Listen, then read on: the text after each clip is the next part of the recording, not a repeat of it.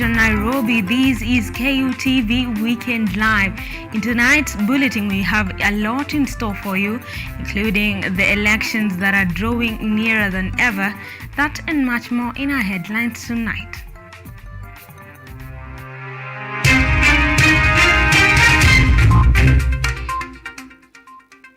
President Uhuru Kenyatta makes big appointments in state boards as his term comes to a closure.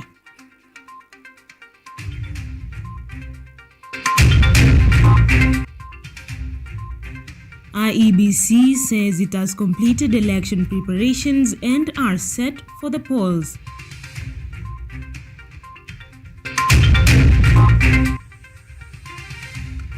Azimio and Kenya Kwanza attended prayer services ahead of Tuesday's general elections.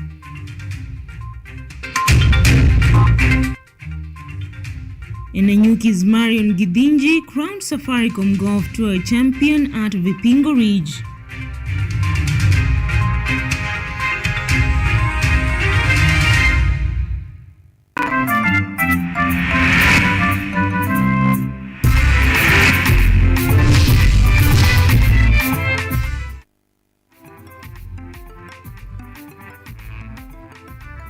Right, welcome to the broadcast. I'm in the company of Vivian Wangeshi and I go by the name Daphne Orina. We're streaming live on YouTube at KUTV Kenya Live and on Facebook at KUTV Kenya.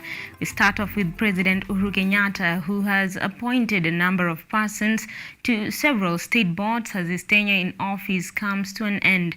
These include, among others, the Kenya National Public Health Institute, the State Cooperations Advisory Committee, the Ethics and Anti-Corruption Commission EACC, and the Kenya Forestry Research Institute. Through a Gazette notice published August 5th, President Kenyatta said, and I quote, "In exercise of the powers conferred by the Article 250, Section 2 of the Constitution, as read with Section 10, Subsection 5 of the Ethics and Anti-Corruption Commission Act 2011, I, Uhuru Kenyatta, President and Commander-in-Chief of the Kenya Defence Forces, appoint Cecilia Mbinya Mutuku and John Ogalo to be members of the Ethics and Anti-Corruption Commission for a period of 6 years. Others appointed by the head of state, all to serve for a period of 3 years, are Linus Gitahi, the chairperson of the board of directors, and Rivertex East Africa Limited, Dennis Awori, who is an ambassador of the member of the State Cooperation Advisory Committee, Donald Apollo Kokonya, a non-executive chairperson of the board of directors of the Kenya Board of Mental Health, among others.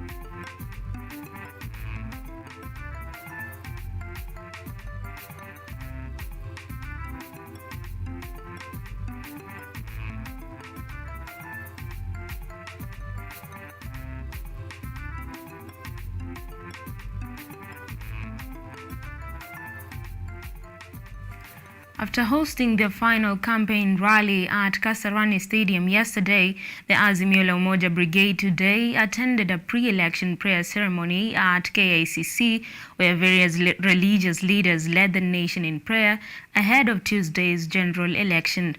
Raila has urged Kenyans not to be consumed by tribalism and emphasized on the importance of maintaining peace, especially during this campaign period. Listen in.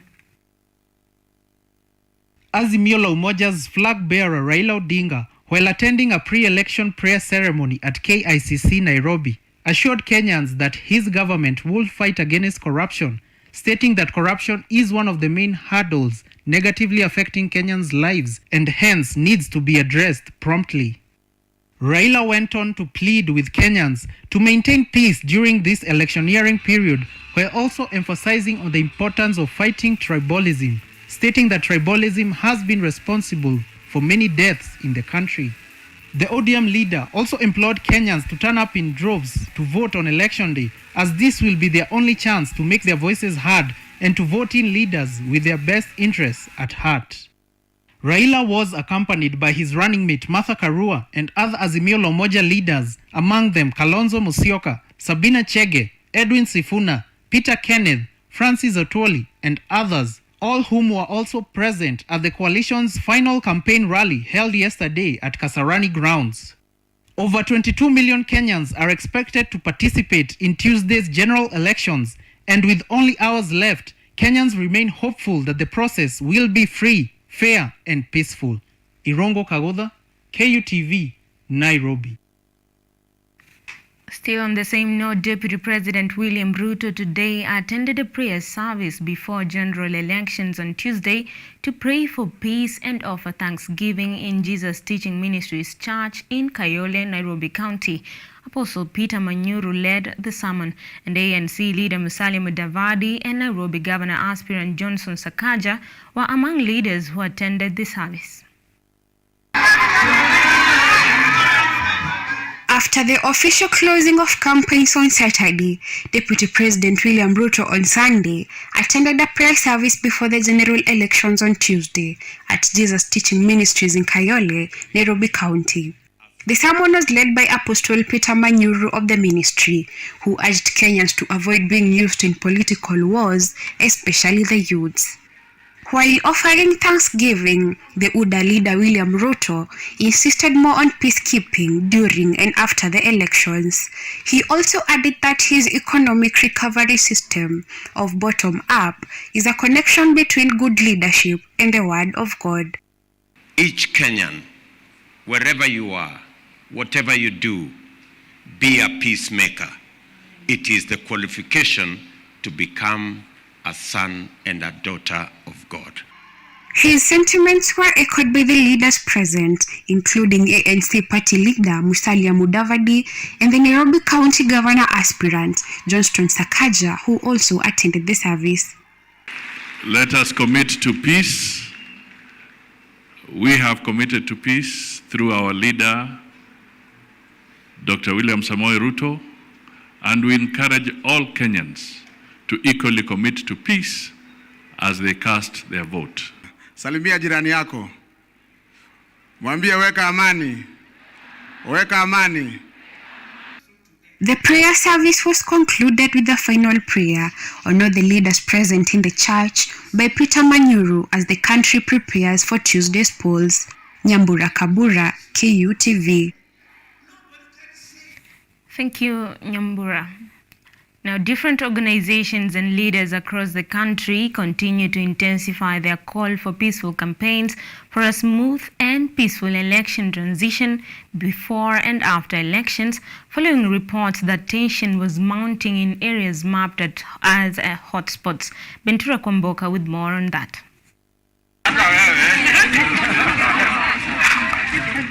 Calls for peace continue to pour in across the country, with various leaders and communities holding peace meetings and talks in churches and barazas with one message, that is peaceful elections before, during and after elections. On the same breath, communities living in Kericho County have come together to declare peace during this period, led by Dr. Omondi Ogada, the president of Like-Minded International Community, have jointly agreed that there will not be a volatility in the cosmopolitan county. Met the Kericho people, the diaspora and the locals who have been here. We have come to a common agreement that we will avoid the kind of volatility that was there in the other election, and that we are all yearning for peace, and we are going to live peacefully. We are going to vote, and when we vote, we are going to go home, and we will embrace the winner. We are not going to contest violently whoever the winner is going to be. At the same time, the Program for Christian-Muslim Relations in Africa has continued to mobilize initiatives in Nairobi to sensitize communities, especially in informal settlements, on the need to coexist harmoniously before, during and after elections. We have been running a China Money campaign to promote peaceful elections, and our focus has been those communities that have been affected by electoral violence over the past few elections, and this community are full of youth who usually are used as perpetrators. The country continues to champion for peace in an effort to avoid at all cost a recurrence of 2007 election violence as the home stretch of the 2022 general elections nears. Bentura Komboka, KUTV. Still on the elections bid, the Independent Electoral and Boundaries Commission (IEBC) has today confirmed that the elections preparations for the August 9th polls are complete in a press briefing at Bomas, Nairobi. IEBC officers also said that training for election clerks was complete and they were sending the clerks to the various polling stations. IEBC also demonstrated the voting process at Bomas. This comes as 24 election observers from the Intergovernmental Authority on Development (IGAD) were deployed to 12 counties in the country to ensure that the election process is free and fair.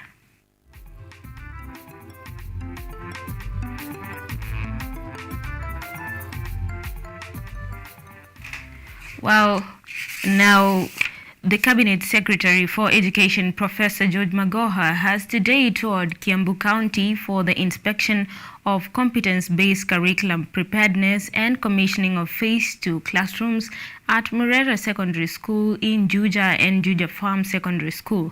Magoha says that the Central and Nyanza regions are doing well in the implementation of CBC.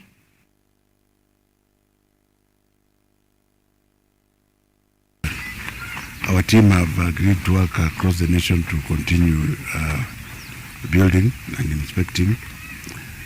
We are here in Kiambu. They have moved up to 70% now? 74%.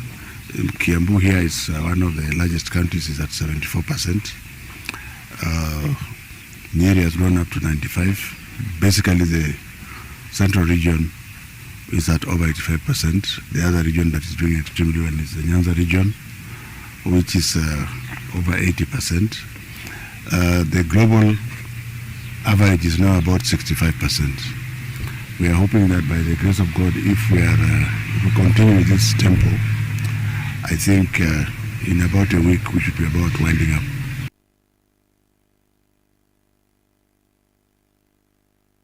At that, we take another break. We'll be back in a moment.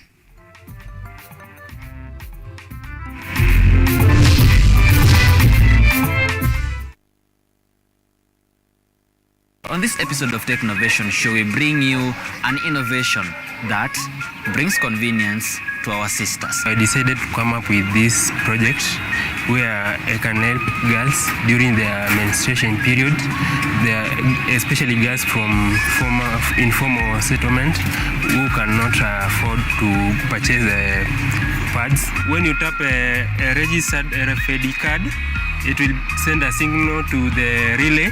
Then it will activate this two servo motor to release sanitary pads which are packed in these boxes.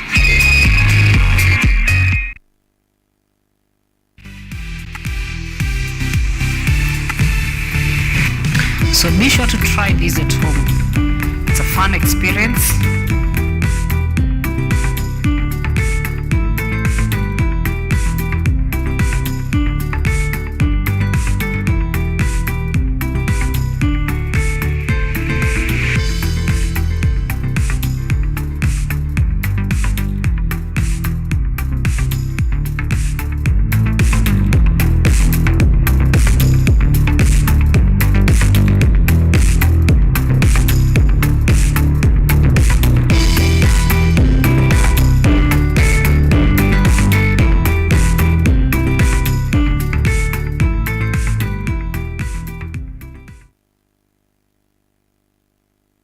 I'm an open-minded person. I like learning new skills, new ideas. I plan to work harder and push myself to become better and better every day. And I plan to take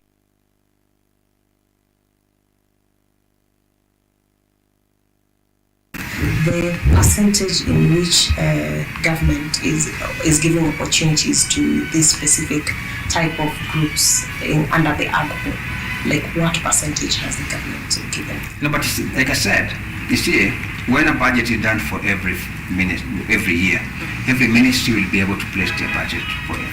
But whatever is given to them, 30% of the budget for that ministry is dedicated to AGPO. 30%. So if let's assume, for instance, that a ministry is given 2 billion, for instance. Now, 30% of 2 billion would be about 600,000? 600 million. That will be dedicated to AGPO. And therefore, when you go to a ministry, as a young person, as a person living with disability, 600 million is actually meant for you. This is The Agenda with Benturo Komboka and Colonel Retired Cyrus Oguna.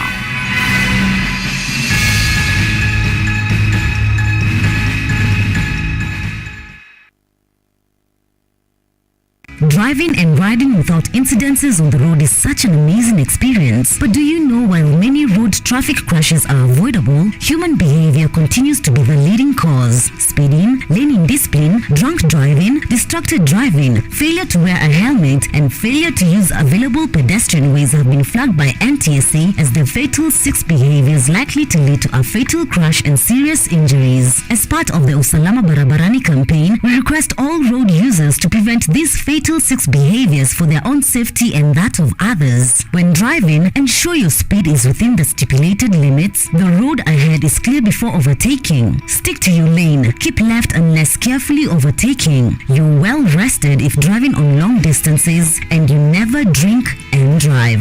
Usalama Barabarani starts with you. Fika Salama. This message is brought to you by the National Transport and Safety Authority and the European Union. Hello everyone, this is the new chapter of Let's Be Fit. I'll be host DiCaplo. I'm here to give you various workouts. I'll be having different trainers. We'll have Zumba classes, we'll have aerobics classes, we'll have box exercise, we'll have kata box, just name them.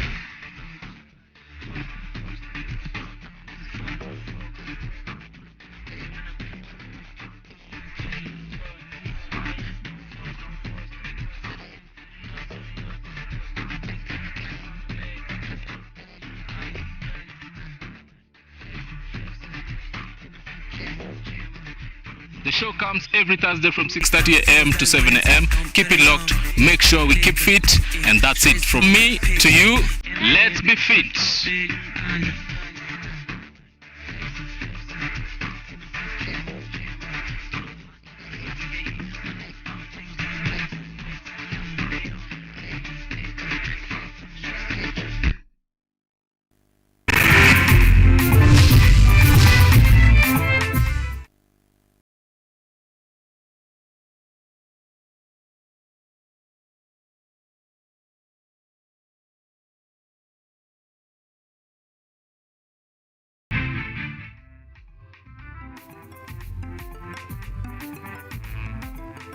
Right, welcome back. Let's carry on with some agriculture news.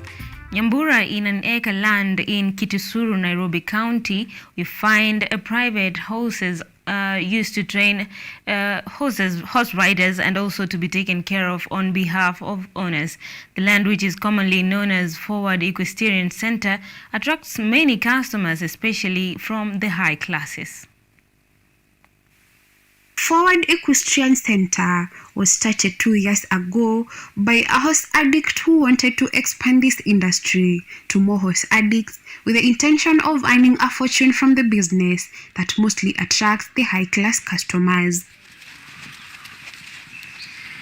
There are a total of 25 horses bred in the center, where 6 are used for training the customers on horse riding. Isaac Mwangi, a trainer, says that they mainly breed the horses through breeds of horses that are the most suitable for horse competition. Sifa za thoroughbred ndio inatumika sana for racing, so naturally iko strong na inaweza work for extra hours. Inaweza fanya kazi kisawasawa bila kuchoka. In the center, each horse is allocated its own room and personal items such as saddle, brush, bridle, and other personal items. The sports field for horses to participate in competitions and trainings is also available in the center so as to facilitate a smooth run of important activities. The horses are also shod to avoid cold when walking or participating in sports.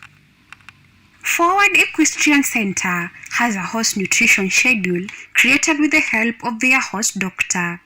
Each horse has its own feeding style that suits it, but the farm manager admits to an increase in the cost of feeding the horses. Mambo ya feeding. Kama farasi yako na mwili mbaya, tunampatia chakula mingi kidogo. Anaweza kula 6 to 7 kgs. So ni asubuhi na jioni. Yeah. Kama ako huyu akuli mingi, so mwili yake iko ready. Sasa huyu anataka tu kitu ya kumweka energy. However, horses require a very high level of care to ensure they are in good condition for a competition and riders' comfort and healthy too. According to the Hack Medical Association, extra attention on vaccination of horses' diseases, rabies, tetanus, and horse fever is needed. Medication sio necessary sana, ile kitu tunafanya tu deworming na si pesa mingi, ni 2500 kutalingana na vet wako. The aim of Forward Equestrian Center is to make horse breeding fully private, where they will take care of horses owned by other people without allowing those with no horses to use them. Stable iko na farasi private. Private ni kumaanisha wewe mwenyewe unaleta farasi tunakutunzia hapa. Yeah, tunaiangalia kwa kila kitu. Daktari, chakula yake, yeah, na hata training. 2 years later, the benefits of their horse business is evident, not mentioning specific amounts to it. Mwezi moja kumwangalia bila training yoyote ni 40,000.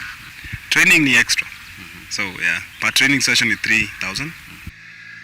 They started with only 2 horses and are now proud to have employed 17 other staff members who look after the current 25 horses.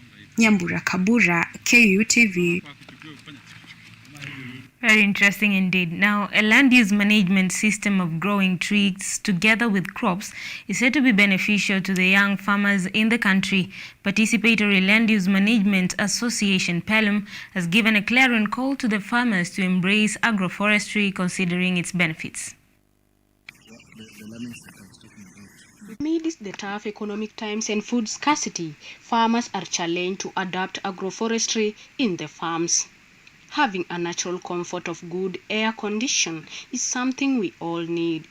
Kennedy Ngoma's farm is modeled on agroforestry with grown trees, a banana plantation, maize fields, and fruit trees. The agroforestry farmer, being a beneficiary of a project that brings together tens of thousands smallholder farmers in arid and semi-arid parts, has discouraged the growing of soil water depleting trees like eucalyptus.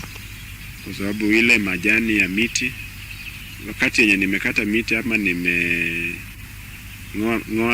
ngoa miti ama nimefanya pruning, hiyo majani naweka kwa compost, natengeneza manyiwa, hiyo manyiwa naweka kwa shamba ya mahindi, shamba ya mboga. According to the program officer, Miss Mary Irungu, agroforestry has been well known in many traditional contexts since a very long time. She advised county governments to channel more investments and resources in agroforestry. Among the benefits of agroforestry is on soil fertility management, increased food security among smallholder farmers. Agroforestry is also a source of timber, a source of fuel in terms of wood fuel for smallholder farmers. A 67-year-old farmer, Florence Okumu, recounted on how she has benefited from the farming system and continues to train other farmers on integrated farming in the program fronted by PELM Kenya and via agroforestry. Niambia wamama wengine mahali popote waliko waamue wajiunge na shirika hata kimaeti kwetu hapa karibuni waingie na tufanye pamoja. Watapata masomo na tena watapata miti ya kupanda. Hawatakuwa na shida ya hali ya hewa kwa sababu hapo zamani sisi. Agroforestry could be the game changer in the agricultural sector. The farmers are urged to grow trees that naturally captures carbon dioxide in the atmosphere, reducing pressure on natural forests by providing a stable source of local wood that generates long-term income. Imaset Stacy for KUTV.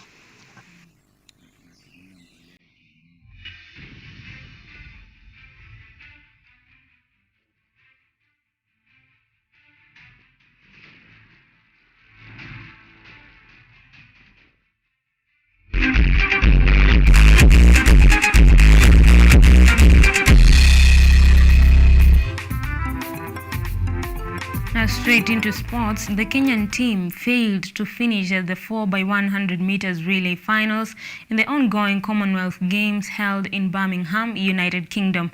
One of the Kenyan athletes dropped the baton while running to pass to the sensational athlete Ferdinand Omanyala. This led to automatic disqualification. The England team won the race, clocking in at 38 minutes and 35 seconds, followed by Trinidad and Tobago with a season's best of 38 seconds and 70 microseconds. Nigeria rounded up the top three list with a 38.81. The Kenyan team was composed of Omanyala, Hesbon Ochieng, Dan Kiviasi, Samuel Imeta and Michael Mokamba. On the other hand, the women's 4x100 meter relay set a new continental record at 42 seconds and 10 microseconds, followed by the England team, which set a season's best of 42.41. Jamaica came in third with 43 and 8 microseconds. Kenya is currently ranked at position 12 with 4 gold medals, 5 silver medals and 7 bronze medals. In Africa, Kenya is ranked second behind South Africa, which has scooped 26 medals in total.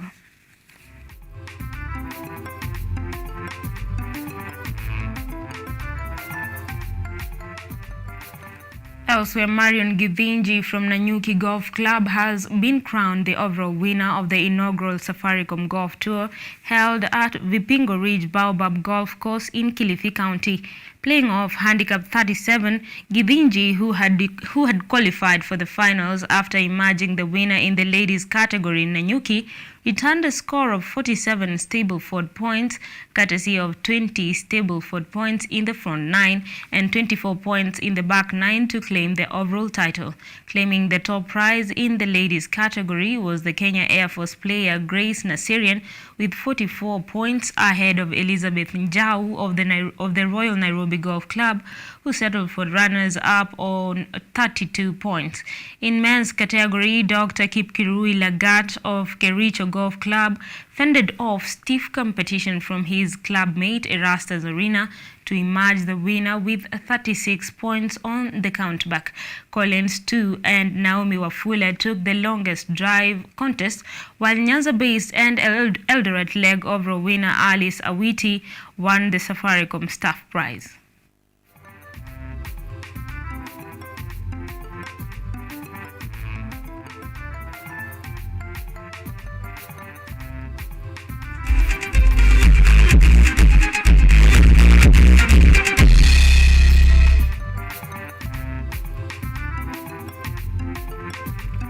Well, Manchester United fans are the saddest today after they went home with a 2-1 defeat.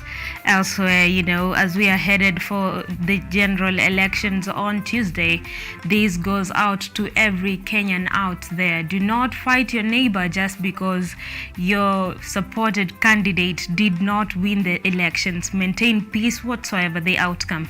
I've been in the company of Vivian Wangeshi and I go by the name Daphne Orina. Have yourself a good night and a great week.